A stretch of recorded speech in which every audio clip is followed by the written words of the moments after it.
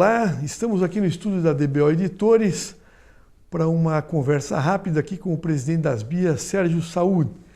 Ele trouxe para a gente os resultados do balanço de comercialização das BIA no primeiro semestre de 2017 e também um balanço da comercialização do ano de 2016 segmentado por raça. Sérgio, um prazer recebê-lo novamente aqui na DBO. E então vou começar a pergunta pelo balanço de 2016, a segmentação por raças. A gente viu que teve aí Angus e Nelore continuam sendo as raças que comercializam mais sêmen no Brasil, mas teve aí um pequeno avanço do Nelore com relação ao Angus esse ano. Conta pra gente quais foram as causas aí disso. No final do ano passado, né, quando a gente fez a análise de 2016, que a tendência era de uma reposição maior do Nelore, né? Ou seja, os criadores que investiram fortemente na genética de cruzamento industrial, né, com Angus, com Hereford, com raças britânicas, eles chegaram no momento e falaram, não, eu preciso voltar um pouquinho o Nelore para, pelo menos em parte do meu rebanho, poder ter fêmeas de reposição, fêmeas essas que futuramente vão ser inseminadas novamente com sêmen de Angus ou Hereford, né, as raças britânicas. Já era uma tendência que a gente já vinha observando e isso se consolidou aí com o fechamento do ano. Isso ainda provavelmente vai se refletir em 2017, né, ou seja, até estabilizar esse plantel de fêmeas de Nelore, né, de base Nelore, para poder serem inseminadas com cruzamento industrial. E a partir aí de 18, 19, provavelmente o criador volta a investir fortemente em genética de cruzamento industrial, né, porque ele já tem a base de Nelore dele recomposta. Além do Angus e do Nelore, que são as duas raças principais de comercialização, você também cita alguns destaques de outras raças europeias, no caso do Hereford, ou sintéticas, no caso do Braford e do Brangus, também Senepol, que também cresceram bastante em vendas em 2016. Conta um pouquinho o que motivou também essa maior procura por sêmen dessas raças. Beleza. Então, quando a gente olha essas raças, né, que você citou, principalmente o Brangus, o Braford, o Senepol, são raças que vêm sendo utilizadas nas fêmeas F1, né, de Angus com Nelore. Então, alguns criadores, né, que querem segurar essas fêmeas na fazenda para poder tirar pelo menos uma cria delas antes de vender para o frigorífico, pode utilizar essas raças. Logicamente que é importante observar a questão de alimentos, né, são animais mais exigentes em termos nutricionais. Então, se a fazenda tiver uma boa pastagem, uma boa suplementação nutricional, dá para criar muito bem esses animais com sangue europeu mais apurado.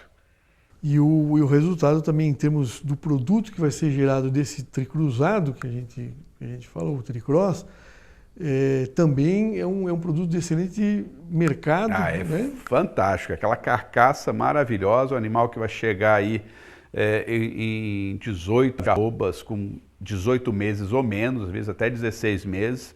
Então é um animal extremamente precoce, que ganha peso rápido, né? Então, assim, é tudo o que hoje o frigorífico quer. Então, com certeza, o criador vai ter bons preços nesse animal. Ou seja, esse segmento onde está se utilizando o sêmen de touros europeu é um mercado que continua crescendo, continua demandando, principalmente na IATF, os segmentos de carne de qualidade continuam demandando muito essa... Exatamente. Não só na parte de inseminação, mas aí eu gosto também de usar o exemplo de um nicho de mercado, mas que está sendo muito bem explorado, por exemplo, pela raça Senepol, de produção de touros de repasse, né? Então o Senepol resiste bem à questão de temperatura, então ele consegue também dar uma continuidade para os programas de IATF, né? Onde muitas vezes o criador insemina uma ou duas vezes e depois passa para o touro de repasse. Se ele tem um touro, né, de raça Senepol, por exemplo, como outro, mas a Senepol resiste bem à temperatura, ele consegue ainda ter essa produção de touro de repasse com uma qualidade também, com um pouco aí de cruzamento industrial, né? Então isso também agrega valor, né? Você não precisa voltar totalmente para o Nelore. Então isso é uma vantagem também. E para fechar o bloco aí do balanço 2016, As exportações foram do Brasil para os vizinhos, principalmente Paraguai e Bolívia, também foi significativo, aumentou bastante, inclusive do Cenepol, tem do Brás. Queria que você comentasse um pouquinho também, os nossos vizinhos aí estão também seguindo na linha que o produtor brasileiro está seguindo. Exato. Se a gente pegar para analisar, né, por que a exportação de genética brasileira está crescendo tanto? Basicamente é resultado da pecuária brasileira que ganhou espaço internacional, né? O Brasil se consolidou como um importante player no mercado internacional, como exportador de carne e agora como exportador de genética, né? Então, não só a genética zebuína vem crescendo bastante, né? A gente sabe que países da América do Sul como o Paraguai e a Bolívia estão demandando muita genética zebuína, principalmente de Nelore, mas também raças como o Brafo, como o Brangus e o Red Brangus cresceram muito a exportação para países como a Argentina, que até pouco tempo atrás não importavam genética brasileira, pelo contrário, nós éramos importadores da genética argentina. Então isso mostra o quanto o criador brasileiro sabe selecionar bem o seu rebanho, sabe fazer os acasalamentos corretamente e com isso, né, produzir um melhoramento genético e um material genético de alta qualidade.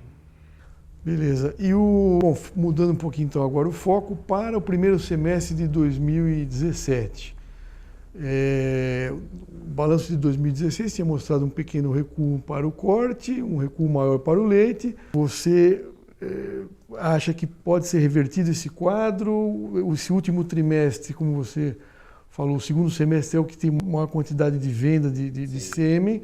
Então é possível que reverta ou pelo menos que empate com o ano passado, as vendas de sêmen. A gente está muito otimista com a pecuária de corte nesse segundo semestre, porque diante de todas as turbulências que ocorreram no primeiro semestre, né, e precisamos aqui ilustrá-las, porque o pecuarista já sabe, né, a gente esperava uma queda muito maior, né? Então essa queda entre 2% e 3% que aconteceu, ela é muito pequena, né, frente ao impacto que houve no primeiro semestre, o que demonstra que o pecuarista realmente entendeu o que é a genética. Investir em genética não é algo para hoje. Então o pecuarista teve essa leitura correta, né, no primeiro semestre.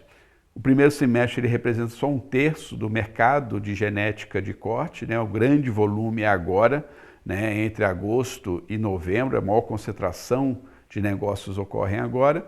E a expectativa nossa está muito positiva, porque o cenário do segundo semestre é 1000 vezes superior ao do primeiro semestre. Ainda temos questões políticas aí, né, que assustam de vez em quando, mas principalmente do ponto de vista do setor da carne, né, a coisa está muito mais estável agora, né, e a arroba se recuperando em termos de preço. Então, está muito interessante hoje para o pecuarista, né, digamos, comparando ao primeiro semestre, está muito melhor agora do que antes.